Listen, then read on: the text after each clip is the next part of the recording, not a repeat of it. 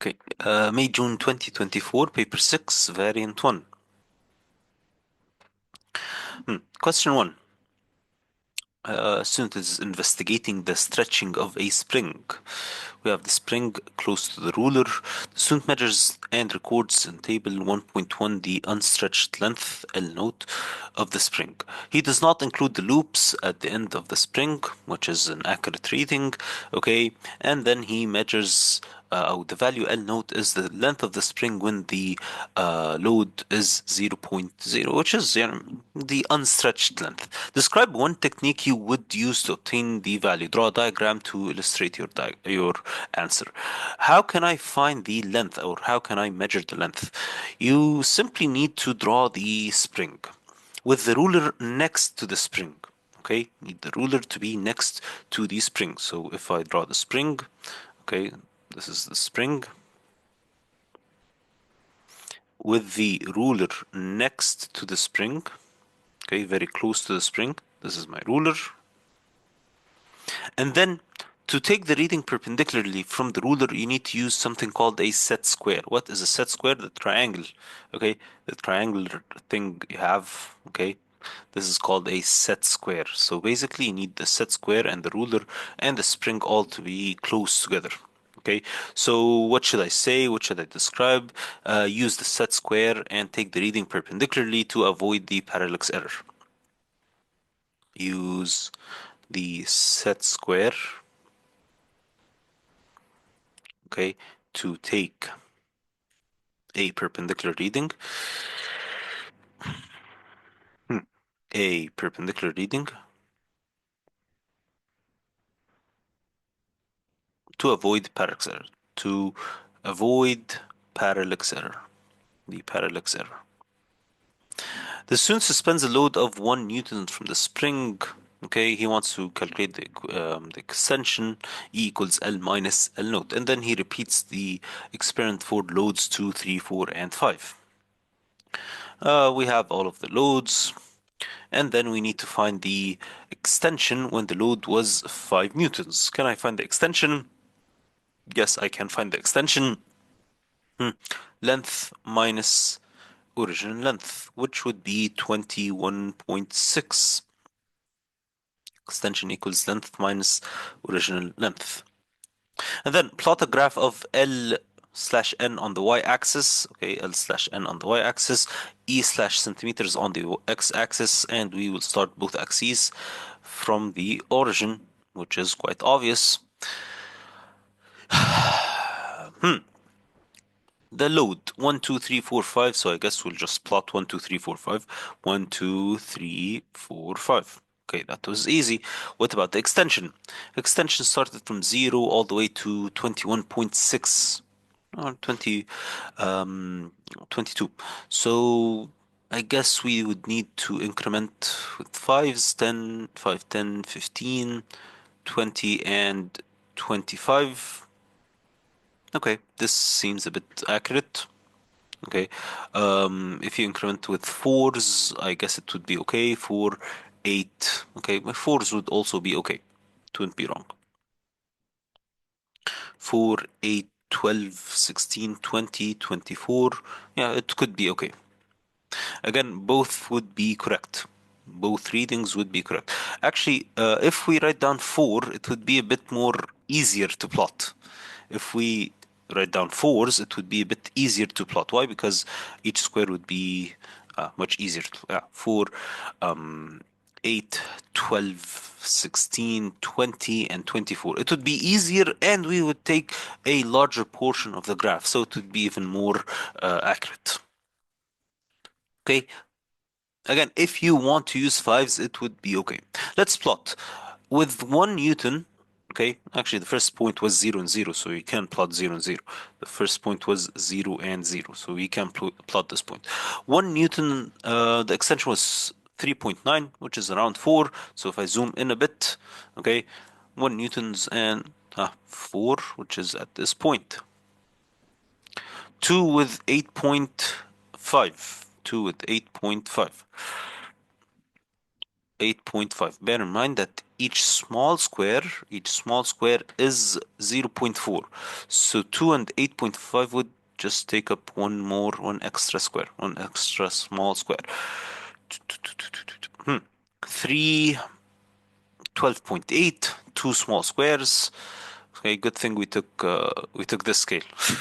3 and 12.8, which is two small squares. 4 and 17.2. Again, this could be easy. Why? Because 16, 16.4, 16.8, 17.2. Three squares. Three small squares. And then last but not least, 50 and 25 and 21.6. 21.6. So this is 20, 20.4, 20, 21.2, 21.6. Okay, exactly on the fourth square, and this is exactly on the third square. This is exactly on the second square. Okay, this is almost exactly on the first square. So if you can see, there is a pattern. Okay, there's almost a pattern, and it has to be actually quite accurate. It has to be kind of accurate. Why? Because it is abiding by Hooke's law. It is directly proportional. The force and extension have to be directly proportional. So this graph would be very accurate when you draw the best fit line. When we draw the best fit line, it should pass through all of the points. Let's try to draw the line. Okay, it should kind of pass through all of the points. Okay, yeah, somewhat through all of the points. It's a very, very nice graph. Um, Next question. I need to find the G and the K. Okay, G. How can I find the G? How can I find the gradient? Definitely the gradient is rise of run using the graph. How can I find the gradient? You need to draw the triangle method. Triangle method. So if I take the first, okay, and last points, draw the triangle. Definitely using a ruler. Okay, using the ruler. Okay, first and last points, he took up most of the graph. Then this is rise of run. Y2 minus y1 over x2 minus x1, 5 minus 0 over 21.6 minus 0. Okay, so let me remove this line. Okay, 5 minus 0 over 21.6 minus 0, which would be 5 divided by 21.6 is 0.23. 0.23. Again, you need to draw on the graph. You have to draw on the graph the triangle method. G is numerically equal to the spring constant. G is numerically equal to the spring constant, so K would be 0.23. Include the unit. If you do not know what is the unit of the spring constant, you could find it out. How can I find it out? Using the slope. Using the slope. What was the rise and what was the run? If you think about it, what was the rise? Rise y2 minus y1. It was in newtons. It was the force. What was the run? It was in centimeters. So basically, you might say newtons per centimeter. Newtons per centimeter. Okay? يلا.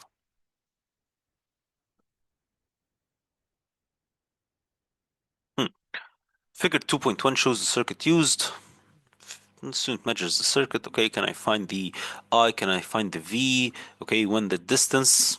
Okay, he has a sliding contact, which he can move over this distance, over this wire BC. Okay, when the distance is at a distance is 50 centimeters from B, when the distance B is from B 50 centimeters, the current is what?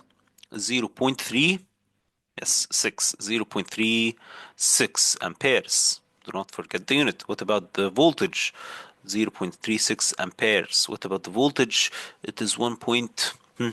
Don't say 1.2, please. Do not say 1.2. It's 1.4 volts. 1.4 volts. Probably he will ask me to find the voltage or the resistance. So the resistance would be V over I, which is 1.4 over 3.6. Okay. or 0.36, not 3.6, 0.36. 1.4 over 0.36 would be 3.9 ohms. 3.9 ohms. Can I find R1, which is a value for the resistance per centimeter? Resistance per centimeter.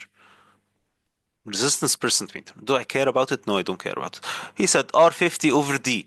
R50 where D is 50 centimeters. So R50 is what?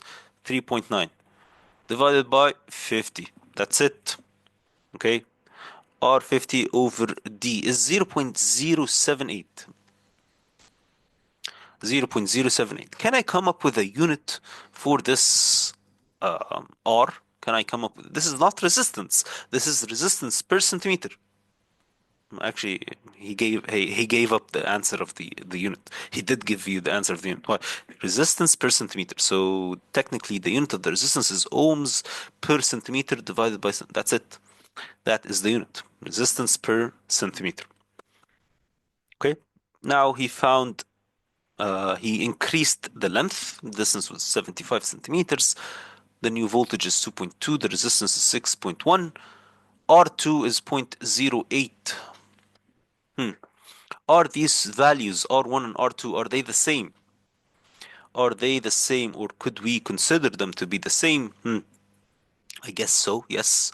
Why? Because if you divide 0.081 divided by 0.078, okay, 0.81 divided by 78 is 1.03. 1.03, which means that this is only 3%. Okay, it's only a 3% deviation, which is acceptable. Are they the same? Yes, they are the same. Yes, the same. Okay. Okay, yes, constant. Yes, he said constant, so I would say they are constant. Why are they constant? Because the values are close. Values are close and within the limits of experimental accuracy. Limits hmm, of experimental accuracy. Student plans to plot a graph of the resistance R against the length D to test this suggestion. Suggest suitable additional values for the length D. Now he used only two lengths, 50 and 75. Can I use additional lengths? Yes, definitely I can do that. What should I do? What are some of the values that I can use? I can use numbers less than 50, numbers above than 75, numbers in between. Definitely yes. What about, let's say 20 centimeters, 30 centimeters, 40? Hmm. Can I go above 50? Yes, 60 centimeters. Can I go above 70? Okay, 80 centimeters. You have to write at least five values. Five values. A variable resistor in a circuit is a circuit component that can be made using a coil of resistive wire. Draw the electrical symbol for a variable resistor. Okay, bonus points. He's giving me bonus points. Yeah, this is a variable resistor with the arrow pointing up, pointing down, to the left, to the right. I don't care. A student investigates the image produced by a lens. You have the image, which is a triangle. Figure 3.1 shows the height of the illuminated object. Measure the height using a ruler. Can you measure the height? Yes, you can measure the height. Um, if you printed out this paper, probably the height would be slightly less. In the marking scheme, the height is around 1.6 centimeters, probably around 1.6 centimeters. If you printed out, or if you printed out this paper, it probably would be less, about 1.5, maybe 1.4. Okay, but no less than 1.4. Okay. Um, Figure 3.1 is drawn to scale. Figure 3.1 is drawn to scale. Can I measure the distance x and then measure or calculate r equals z over x? Yes, I can measure the distance x using the ruler. We will measure the distance. okay, from the illuminated object to the lens, distance would be around, again, the marking scheme is saying around 2 centimeters. Your reading would be slightly less. Your reading might be around 1.9 or 1.8. Okay, just that some printers scale down the papers while printing them. Calculate the scale ratio using the equation R equals U over X. Can I find the scale ratio? Yes, you have U and you have X. So basically 20 over 2, which is 10. If your reading was 18, it would have been 18 over, it would have been 20 over 1.8, which should have been slightly greater than 10. So R is 10 centimeters. On figure 3.1, measure the distance Y. Okay, measuring the distance Y from the lens to the screen. Okay, again, the marking scheme, I guess, is saying around 6.2 centimeters. Your reading would be slightly less than 6.2. Okay, if you're reading as 6 centimeters, it's okay, no problem. Calculate the actual distance. Calculate the actual distance. What is the scale factor? We just calculated the scale factor. We just calculated the scale ratio, which was 10. You just calculated the scale ratio, which was 10. So all you need to do is what? Multiply this value of y by the scale ratio, 6.2 times 10. And he gave you the equation. He gave you the equation. V equals R times Y. You have R, which is 10. Okay. And Y, which is 6.2. Just multiply 6.2 times 10. So it's 62 centimeters. This is the actual scale. Can I find F? Can I find F? Yes, UV over U plus V. UV is, what is U? Now U is 20. Yeah, 20 times 62 over 20 plus 62. It's as simple as that. The final reading, or F, would be 15.1 centimeters. In this type of experiment, it can be difficult to judge the screen position that produces the clearest image. Suggest 2 precautions or techniques to overcome this difficulty. 2 techniques, 2 precautions. One of the main precautions used in this experiment was one of the main precautions was to use a dark room. You had to use a dark room. Use a dark room. If the room is a bit lit up, then the image wouldn't be clear. Also, to find, okay, it's saying it's quite difficult to find the screen position. To find the exact position, how can I find an accurate position? You just need to move the screen slowly. Just move the screen slowly until you find until a clear image appears. Move, hmm, move the screen slowly until a clear image appears.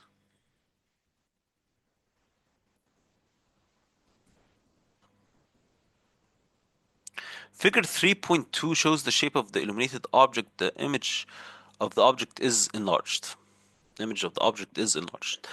Draw a diagram to show the image that you would see on the screen. Okay, what was the object? It was a triangle.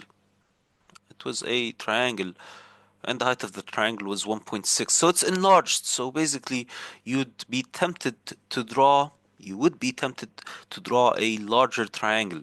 You would be tempted to draw a larger triangle, which is wrong. We would not draw a triangle. You need to draw the triangle inverted. You need to draw an inverted triangle, an inverted enlarged triangle. Why? Because this is an image being produced on a screen, which is a real image, So real images have to be inverted. Real images have to be inverted.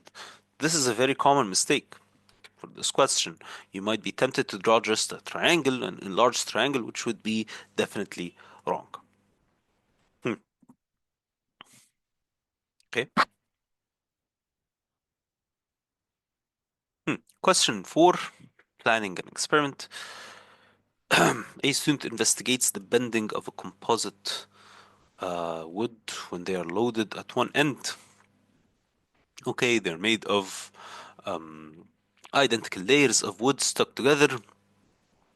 Plan an experiment to investigate how much composite strips bend when they are loaded at one end.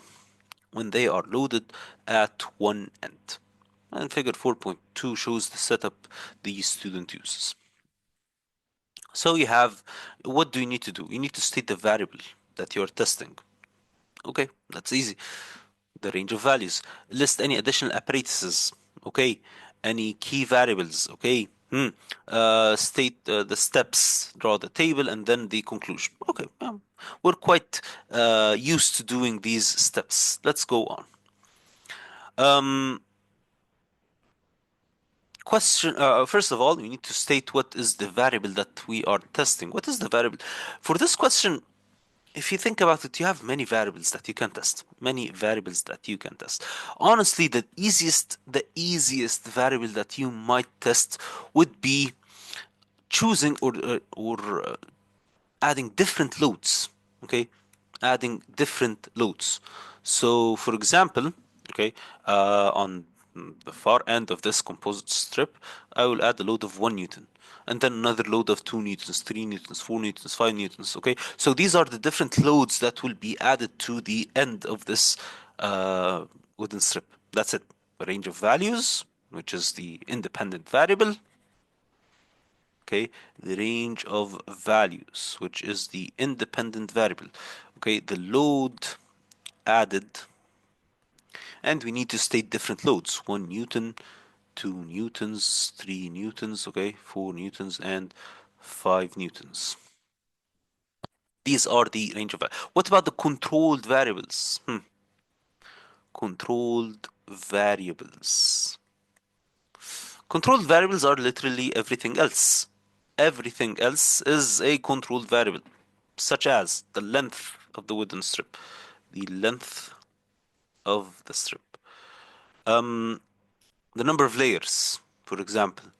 The number of layers. The thickness of the strip. The position of the load on the strip. Okay, you have several controlled variables. You have several controlled variables. Okay, what are any additional apparatuses we might need for this question? Okay, apparatuses. Let's check out the okay, he didn't even give us any apparatuses, but we need two things. We need two things. First of all, you need something to measure the load. What is the apparatus used to measure the load? We are adding 1 Newton, 2 Newtons, we need a force meter. So we need a force meter to measure the load, to measure the weight of this load. The second thing, this composite strip will start to bend. It will start to bend. How will it bend? For example, it will look somewhat like this with one load. Okay, it will bend even more with, okay, when you increase the load. So to measure the bending, you need to use a ruler. You need to use a ruler. This way, this is the ruler, okay, which will measure the difference between the unloaded and the loaded strip. When you add the load, it will bend a little so you can measure the distance that it has bent. You need two apparatuses, a force meter and a ruler. You need a force meter and a ruler. These are the two apparatuses. What about the steps? How can I carry out this experiment? How can I carry out this experiment? First of all, what should you do? You should add the load, or first of all, you should measure the length from the floor to the composite strip without any loads. This is the first step. Measure the length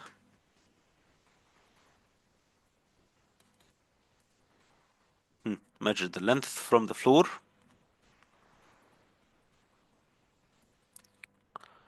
to the strip without without any load, and then add the load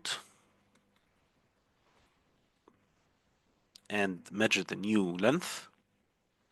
It's like saying extension, صح? And measure the new length. When you measure the new length, when you add the load, how can you find the bending? Just um, subtract the two lengths to find the bending. Okay, just need to subtract the initial length from the final length.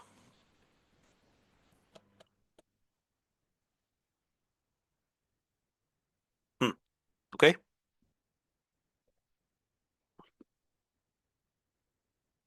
And then, can I draw a table? Yes, I can draw a table. Table. What do I need in the table? Only two variables. The range of value, which is the range of values, which is the load, not the mass, the load in newtons, and then the bending in centimeters. You need the load in newtons and the bending in centimeters.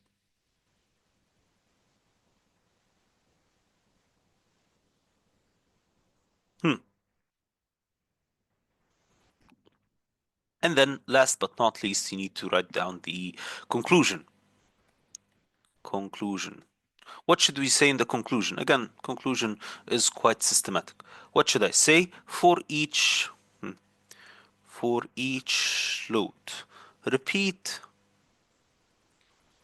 the experiment and take average. And take average. Repeat the experiment, take average. Record the results. Record the results in the table. In the table. صح. And then you need to compare these results using a graph. Compare the results using a graph. Okay, and that's it for this question.